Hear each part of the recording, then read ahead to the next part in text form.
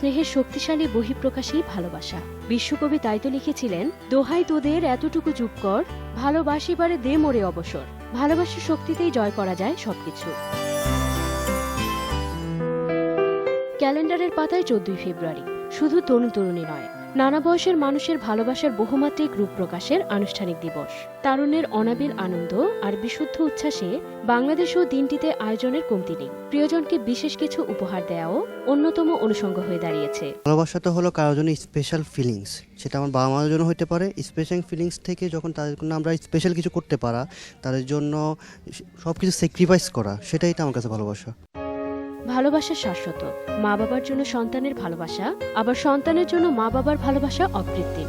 দেশকে ভালোবেসেই তো রক্ত দিয়ে বাংলাদেশকে স্বাধীন করেছিলেন বাংলার দামাল ছেলেরা। ভালোবাসা শুধু সন্তানের প্রতি না, আমরা সমাজের বা রাষ্ট্রের বা সব মানুষের প্রতি ভালোবাসা থাকবে। আমার ফার্স্ট লাভ, ফার্স্ট হিরো সবই আব্বু। সো আব্বুর সাথে থাকা মানে আমার ভালোবাসা ফুলফিল। আমরা দেশটাকে ভালোবাসি, এটা আমাদের জন্য ভালোবাসা।